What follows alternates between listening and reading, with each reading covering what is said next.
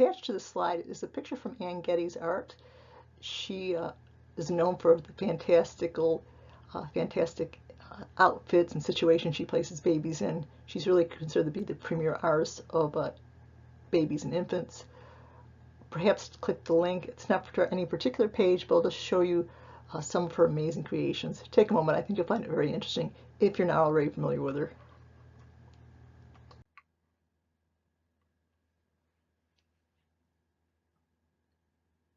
I see you're ready to begin Module 4, Birth and Postpartum. It's somewhat of an unusual chapter. A lot of textbooks don't separate this out, but since the previous chapter is big enough, I appreciate it, and I think you might too. Postpartum, I don't know if it's a term my students know or not. You might know about postpartum depression, and that would make you think it has to do with after giving birth, which is exactly what it means. Or maybe if you're a woman that hasn't given birth and you look on your medical records, your doctor might list you as null parus, referring to not having given birth. But anyway, it's the period usually defined either from birth to 6 weeks or birth to 8 weeks. Either way is just fine.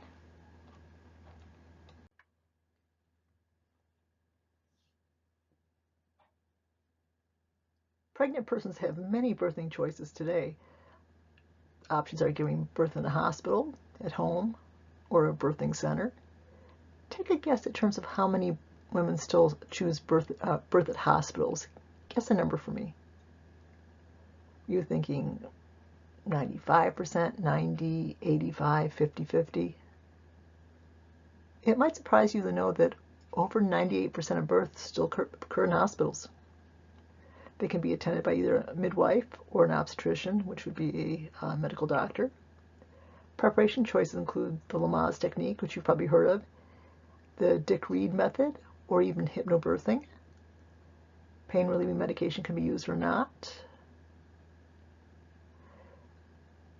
Take a guess, if you will, in terms of what percentage of pregnant persons choose to have an epidural. 100, 75, 70, 50. It's about 60 to 70%. Culture plays a huge role in how pain is perceived. Fear dramatically increases pain. So in cultures in which a lot of women die prenatally and during the birthing process, there's more pain. Modern preparation techniques try to address this. When epidural is used, it would be injected into the spinal cord, or would it be the spinal canal? It would indeed be the spinal canal. And some birthing centers, but rarely hospitals, offer an acupuncture option. So many choices today, and choices are good.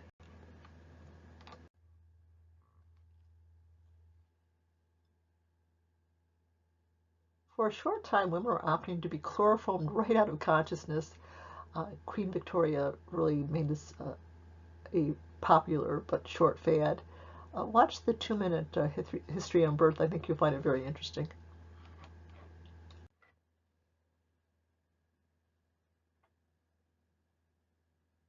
Now, in terms of modern pain control, epidurals are quite commonly used in the delivery process. Take a guess. 25%, 75, 100.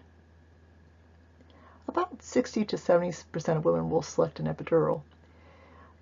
The area of skin is numbed, then the needle is inserted. Typically, pressure is felt, but not pain. I'm told the most uncomfortable part of the procedure is often having to curl up kind of ball-like to give sometimes the best angle for the deliverer of the drug. A small catheter is left inside, so a pain medication can be delivered. Nerve damage is rare, less than 1%. Spinal headaches could happen, but also rare, less than 1%. So you can see why many women would select this particular option. Though a newer option, again not typically available at hospitals, but often at birthing centers, would be the use of acupuncture.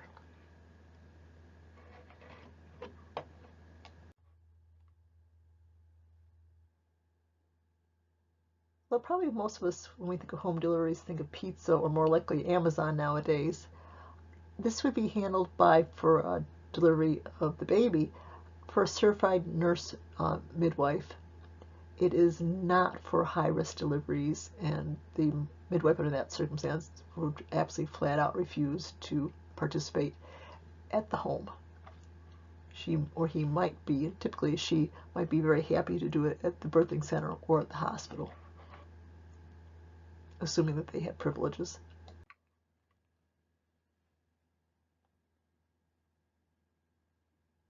So take a moment and guess, if you'll humor your teacher, what percent of American births are home delivery? 18%, 14, 8, 12, 6? Take a guess. Oh, come on, take a guess. It might surprise you, less than 1. And a substantial portion of these were unplanned.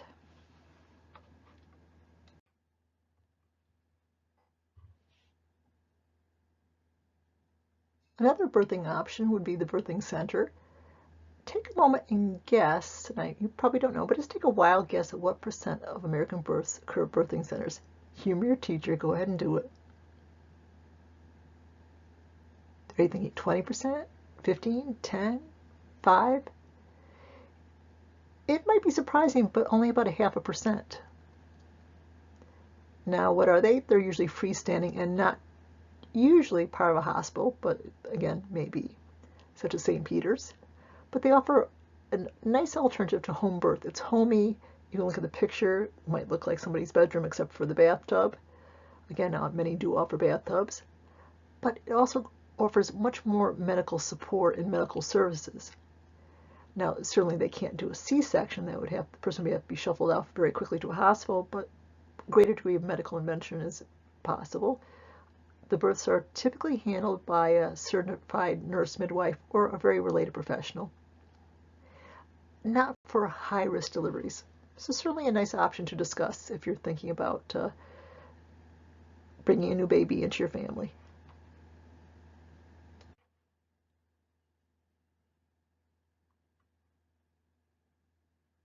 I should also add that birthing centers are not just for where you go when you're giving birth. They give support throughout the pregnancy.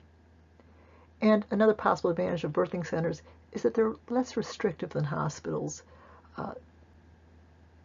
both in terms of what's done, such as fetal monitoring and decisions of who's going to be present, for example.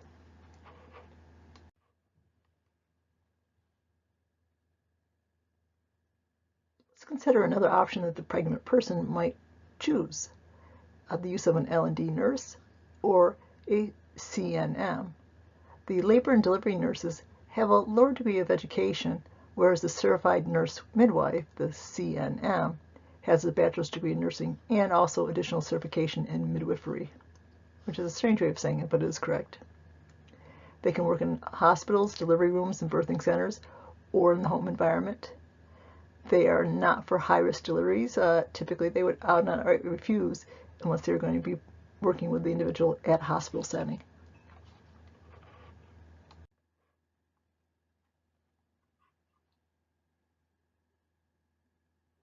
Let's consider hypnobirthing, introduced by Grantley Dick Reed back in the 1930s.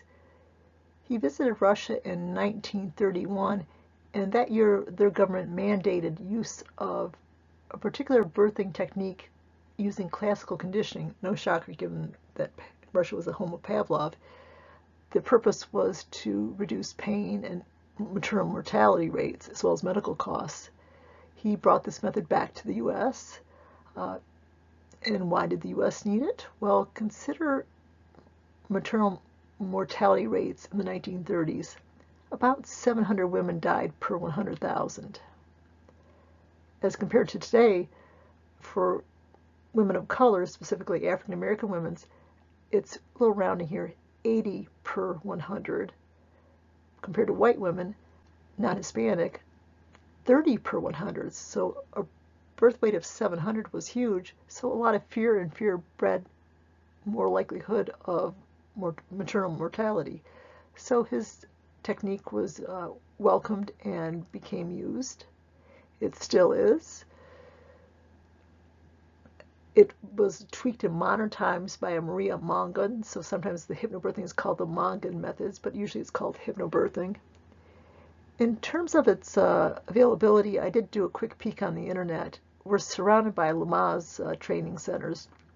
Unless you live out in the middle of nowhere, you're going to find one probably very close by.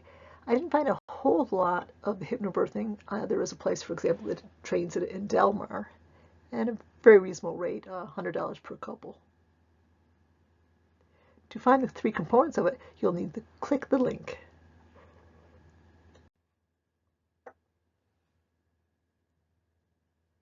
As we noted, hypnobirthing was developed by Grantley Dick Reed in the 1930s.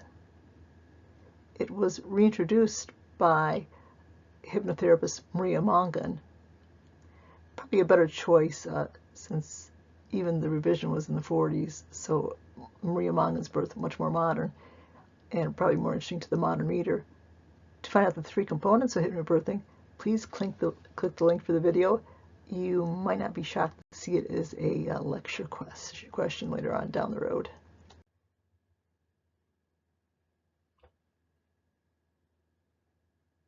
Just a short background.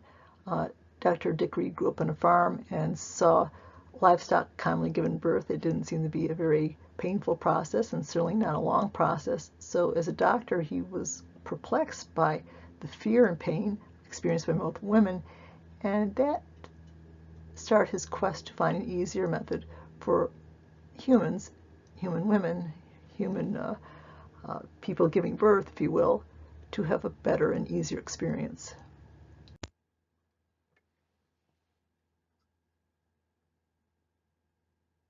Another birthing preparation technique to choose from is the Bradley method.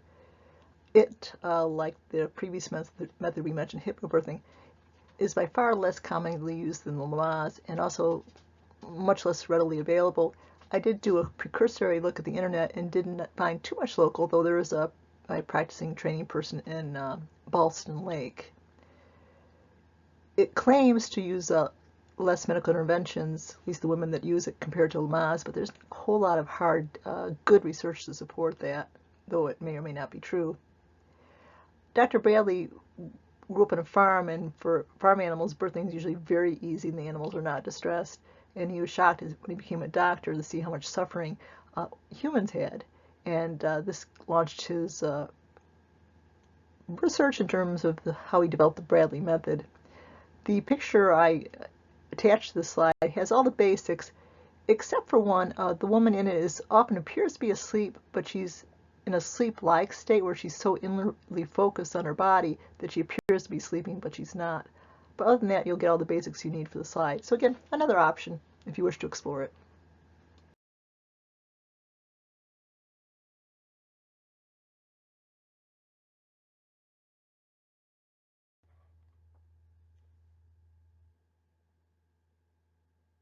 As I mentioned, Lamaze is the preferred method of preparing for childbirth. It really has no downside. Mom needs less painkillers, which is good for her and good for the baby who also receives the painkiller via the placenta. The baby has a better APGAR score, which is a rating of their vital signs at birth. And as I mentioned, a more positive experience for the mom and probably for her partner, if a partner is involved. It has some basic components.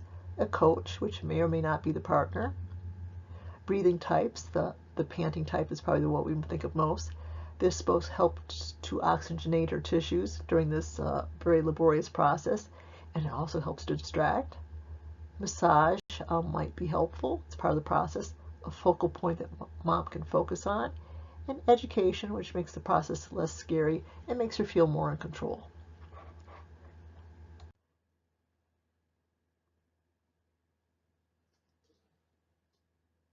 In terms of background, Lamaze, a French OB person, obstetrician, visited Russia in 1951.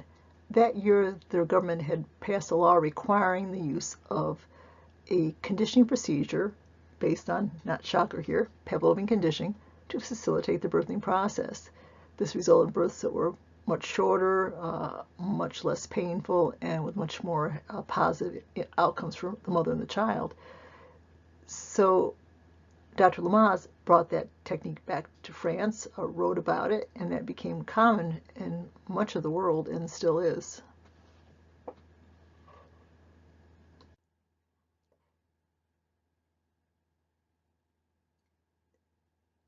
Many parties interested in the Lamaze procedure find "Thank You, Dr. Lamaze" to be a maybe preferable read as compared to the original, more old and obviously more dated text, the original text, Painless Childbirth.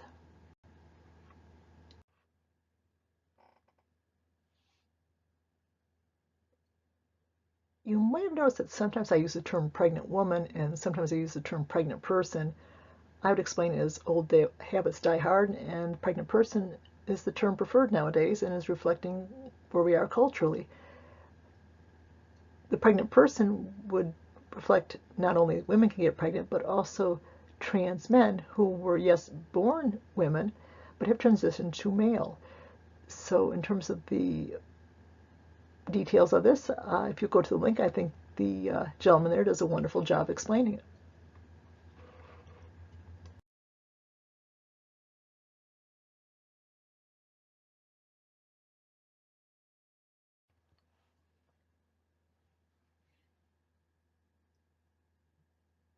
Let's consider some delivery-related details. It's very typical for a woman to have an IV to either sometimes slow down delivery, believe it or not, or alternatively, more often, to speed it along. Hence the next bullet point. This help is needed somewhere between, I'm doing rounding here, about a third to pushing half of deliveries. What help is given? Well, the hormone involved in uterine contractions, oxytocin. It's also sometimes given to help the placenta if it's not separating fully. In hospitals, 95% of deliveries will involve fetal monitoring. If this is not desirable to the woman, she might be perhaps a very good candidate for a birthing center. Episiotomies, an incision made between the vagina and the anus. Doesn't sound nice, but the idea is that a nice surgical incision is much better to heal than a ragged rip. I asked a friend of mine about it, and she told me, don't even worry about it. You're in so much pain when they do it, you don't even notice. I didn't take solace from that. Anyway, C-sections, about 1/3 of all deliveries, at least in the U.S. currently.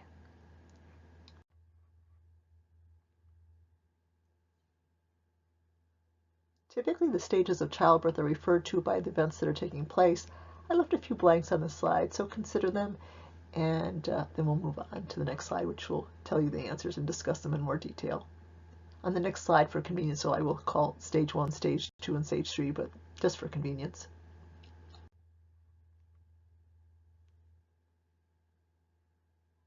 So our terms would be effacement, which means thinning, by the way, and dilation of the cervix, the tip of the uterus, delivery of the fetus, and lastly, but not least, delivery of the afterbirth, or in other words, delivery of the placenta.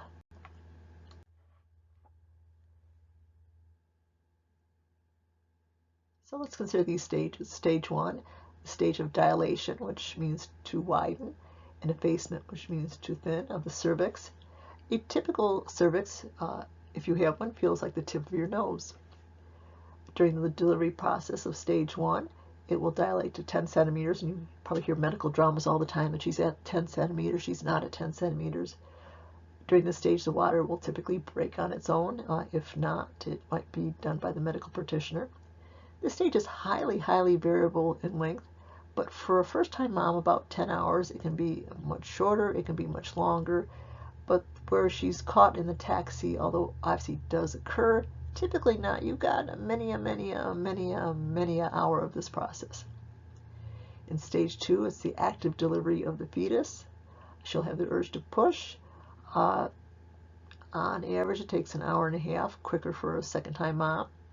She may or may not need an episiotomy, but chances are pretty high that she will. This is an incision made between the opening of the vagina back to the anus.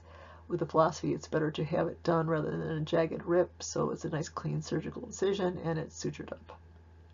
Stage 3, Some women actually report this to be the most uncomfortable part, others not. But delivering the placenta or the afterbirth, typically the medical assistant is going to be pushing firmly on the abdomen, and it can take 5 to 15 minutes.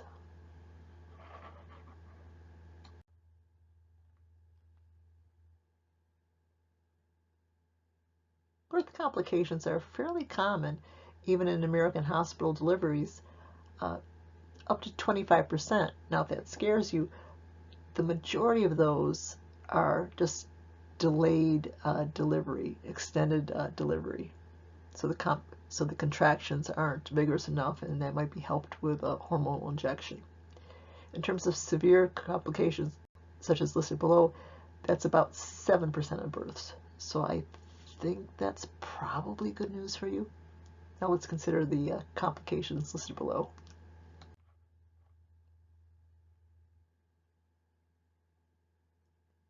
Having a multiple pregnancy is considered to be a high-risk pregnancy, and it's also a higher risk delivery. Placenta previa, like the word previous, this is when the placenta is coming out before the baby, which can cause issues with the blood flow, so is considered to be very serious. Also, even more serious would be placenta abruptia, when the placenta prematurely separates from the uterine wall, causing hemorrhaging, which can threaten the life of the mother and or child.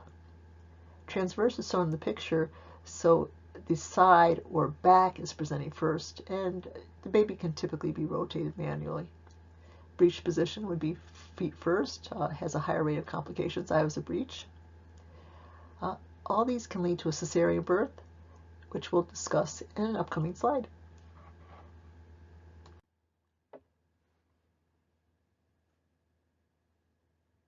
I should add, in terms of the breech position, probably of interest if you are a person that is pregnant, is about to be pregnant, your partner is pregnant, or you're a breech position baby yourself. Most breech position babies will naturally right themselves, quite literally, by the end of just after the 4th month. So early wrong position is not necessarily problematic at all. Breech position babies are more likely to need a C-section, and breech babies unfortunately do have a higher rate of intellectual and other developmental difficulties related to anoxia during the birthing process, which would be avoided by the C-section.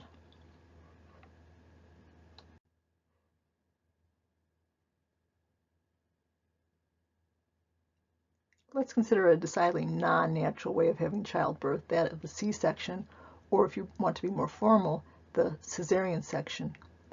Reputedly, this cesarean section, named after Caesar, who was supposed to have been delivered in this manner, was he not? No way of knowing at this point. We do know that in terms of how common it is now in America, it represents 1/3 of all U.S. births, so a very substantial minority. It may be scheduled, or it may be an emergency. In the past, it wasn't unheard of for women to just schedule it for convenience. But is this a good idea even if you can convince your doctor to do so? Decidedly not. It is not easier. It has association with more pain during, the recovery period, more complications, and an extended recovery time. So if it's necessary, it's a godsend, but hopefully it won't be necessary.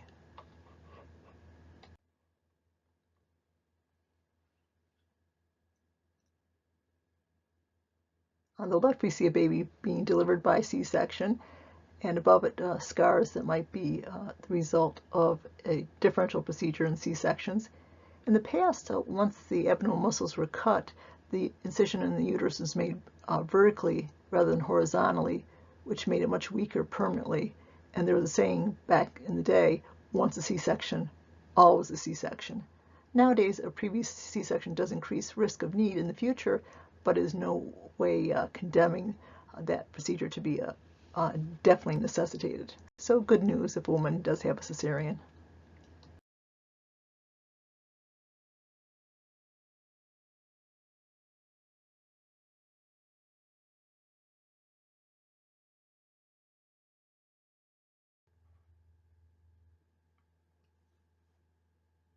The two biggest risk factors for a newborn's survival and later health and development are prematurity status and low birth weight status.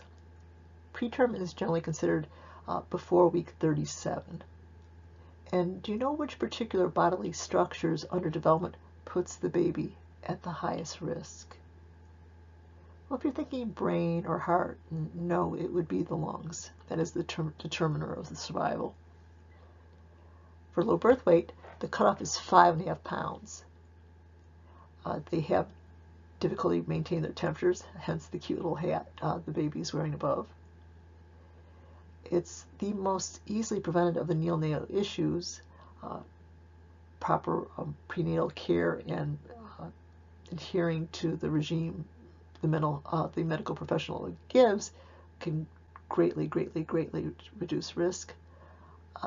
Not all low birth weight babies are preterm. Some are full term and are low birth weight. Both these increase various conditions such as feeding problems, infections, neurological issues, and also of SIDS.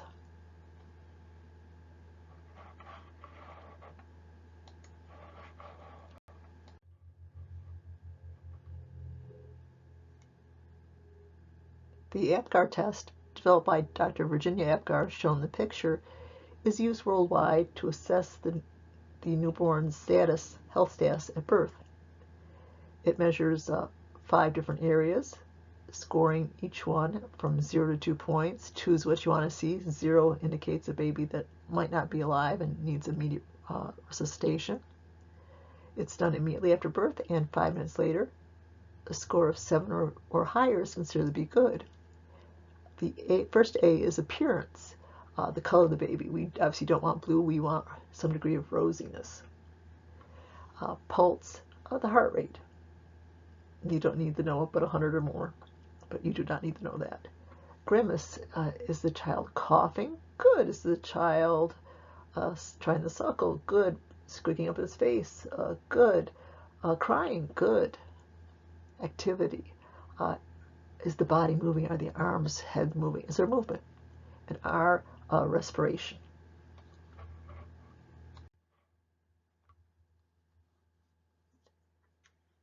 I thought we'd end this chapter with a few pictures of Ann Geddes, though I did place a few review slides for you after it. The second slide, the one right after this one, is non-Ann Geddes, but I thought it was cute, so I decided to include it. So I hope you enjoy these pictures.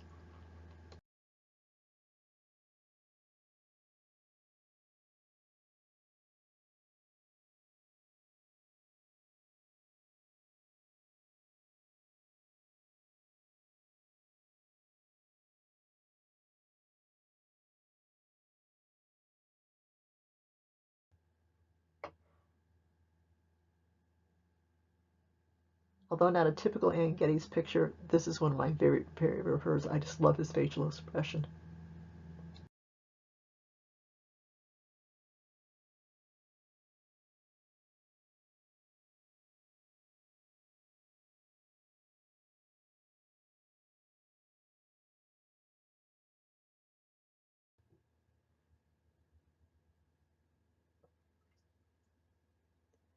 You probably, or at least may know the average newborn weight.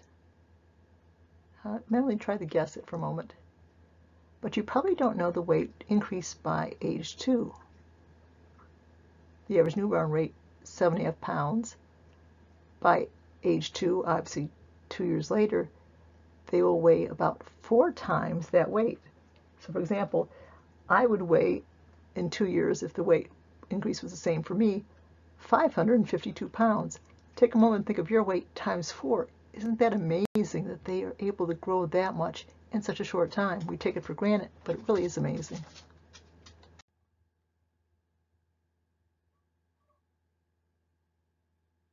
Although young babies make wonderful pictures, the newborn baby is not in any way a pretty sight.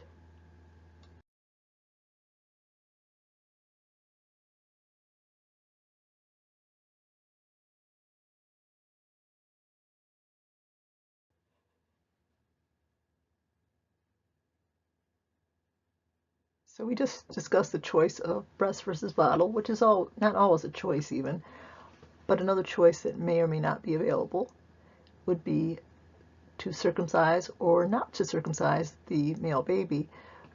Take a moment and, if you could, humor your teacher again, jot down as many pro-circumcision arguments as you can, and then as many circumcision arguments as you can.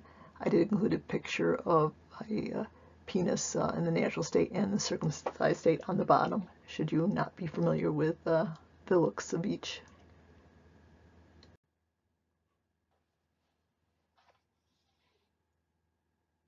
So let's consider some pros and cons on the topic of circumcision this time. Less bladder infections. Bladder infections are much less common in men, but when they occur, they tend to be in either uncircumcised men or much older men. Less risk of penile cancer. Again, a very rare cancer. I did know a friend of a friend that had it, and that's all I know about that person. Less risk of contracting HIV or STI after exposure. Less upkeep. If a child or adult has no foreskin, it needs to be cleaned underneath versus no foreskin. Not necessary. It's expected in some religions, including Judaism and Islam. Sometimes adults do need to be circumcised, and we'll assume that it's more traumatic to have it as an adult than as a baby. You might say, why? Well, sometimes there's a condition where the foreskin fit is poor. It causes too much pressure and discomfort on the head of the penis, and the individual has to be circumcised. I've never had a male share that, but I've had a couple Army wives share that, and it was very painful for their husbands. Cons, well, it is painful. That being said, and I'll cover that in a moment, there should be proper pain control given to the child before the surgery occurs. I can't imagine doing it in an adult without proper pain control, so I wouldn't want to have a baby exposed to such a procedure either. It's a natural part of the body. Presumably it's got a reason to be there. It results in lower penile sensitivity as adult. Cost or not, cost or full cost may not be covered by your insurance, and it takes away the child's choice.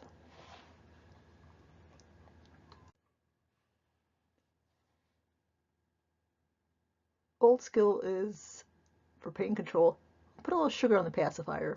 It'd be like having a sip of non-diet soda before you have your tooth drilled. Barbaric. If they'd use a cream, it's called EMLA, but if the cream is used, it needs to be applied 60 to 90 minutes beforehand, so 10 minutes ain't gonna cut it. Probably the best by far is a dorsal penile nerve block, where lidocaine's injected. That way it will not be felt. That was the only way I would consider would be reasonable to do. And by the way, complications are very rare. About 0.5% have complication, usually minor, such as an infection on the incision.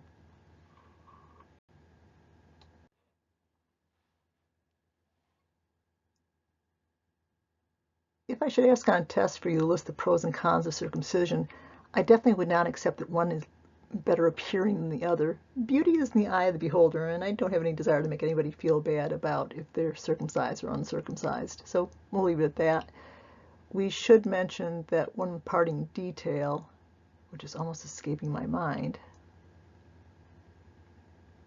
probably the biggest determining factor when parents decide whether or not to do it is, well, what does dad look like?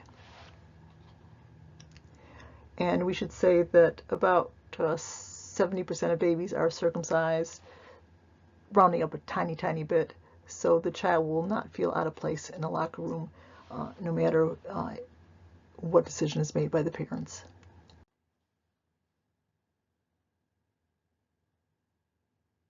Let's see what the American Academy of Pediatrics has to say about circumcision.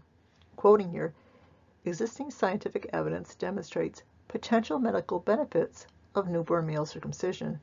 However, these data are not sufficient to recommend routine neonatal circumcision in circumstances in which there are potential benefits and risks.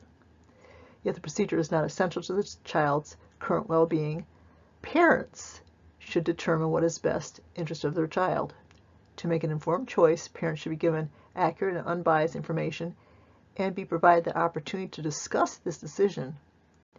If a decision for circumcision is made, procedural anesthesia should be provided.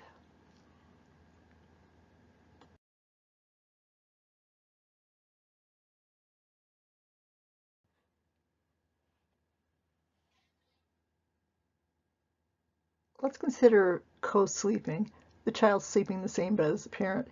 In many cultures, this is a norm, but in many cultures, people do live in very small dwellings that might be the size of your living room, in which there might be only a couple beds, so the child will have to sleep in somebody's bed. It's a norm in over 90% of the world. It does offer convenience, but it also greatly increases the risk of smothering. The child sleeping in the same bedroom actually decreases the rate of SIDS and is no more associated with increased in smothering. So a crib in the same room, wonderful idea. Co-sleeping, not.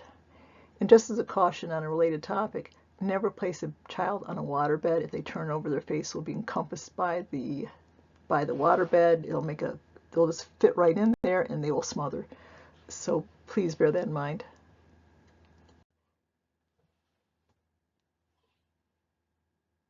A positive note, the risk of SIDS has decreased dramatically since 1990, about 25% what it used to be.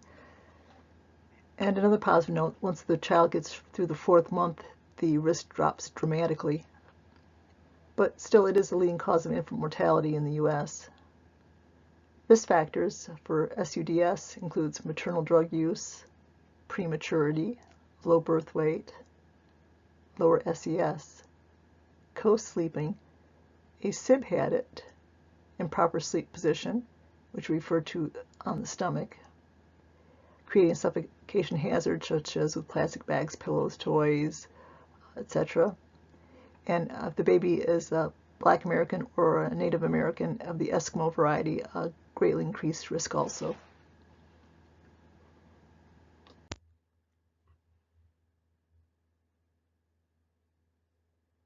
You're probably familiar with the acronym SIDS, Sudden Infant Death Syndrome, but you may not be familiar with the new acronyms SUID and SUDI. What do those two new acronyms stand for? Well, first of all, the last two you can use interchangeably. For all three, the S is for sudden, and the U is unexpected.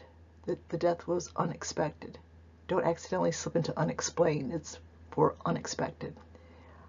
I would be, well, in SUID, the I would be for infant. The D is for death. In the SUDI acronym, it's still sudden and it's still unexpected. D is for death and I is for infancy. So infancy, so very, very similar. But what's the difference between all three? Again, consider the last two to be interchangeable. So then we could ask, well, what's the difference between SIDS and the other two? SIDS is a subcategory of the other two. The other two, it's unexpected, but you could know what happened. For example, I read a terrible, story about a person that had a baby shower, and all the gifts were piled up in the baby's room on the changing table next to the crib, and one was a stuffed toy in a plastic bag, and you can see where this is going. It fell in and the child smothered. I feel sort of sorry for the person that gave the gift as well as for the parents. So it was definitely unexpected, but it was hardly unexplained. So if you have no idea so that, again, the cause is known. In SIDS, the cause is not known. So basically, if you've eliminated all the possibilities that you can think of and the death was unexpected, you call it SIDS. If you do know the cause of the death or suspect it, then you probably would use the SUDI, or if the person preferred, the SUID. Hopefully that was clear.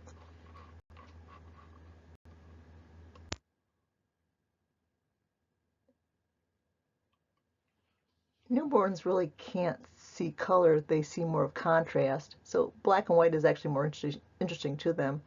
But by 2 or 3 months of age, they seem to have near adult-like color abilities. In the next slide, I'm going to review one method of learning which allows us to make this conclusion since they're not really talking much at this stage.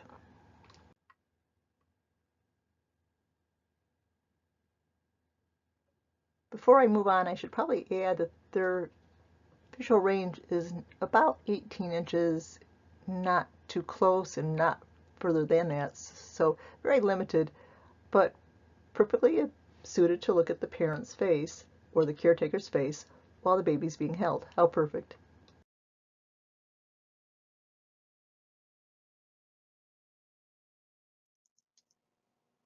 Perhaps you've heard scientific assertions of what babies can tell, what they can know, and you wonder, well, how do we possibly know that?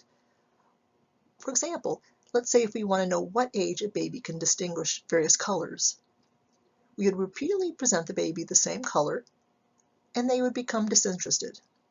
Then we would sneak in a different color. If they showed interest again, they can tell the difference.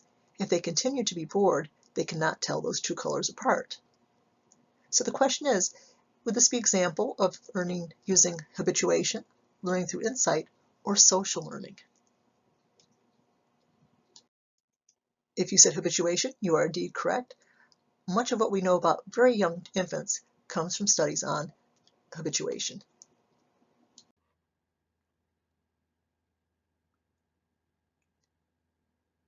Very quickly, our new human being prefers faces over non-faces. You can see the adaptiveness in terms of learning language because you're watching lips, also forming emotional bonds and socio-emotional learning. They also prefer new things over familiar things. You can see how that would be advantageous if you've got so much to learn about. They prefer pattern to non-pattern. Now, if we were to lose the visual idea and move on to auditory hearing, what would be the analogous thing of preferring the human face? So if you follow me, if it's auditory, oral as in O-R-A-L, it would be the human voice. And indeed, babies quickly have a preference of the human voice over other sounds. And if we move beyond oral as in O-R-A-L to olfactory, in other words, smell, newborns, within the immediate time that you can get your hands on them for testing in a matter of days, are soothed by mom's particular scent over other scents, including other women. So very quickly they're attuned to mom's scent, voices, and the human face. And we can see the advantage of all those.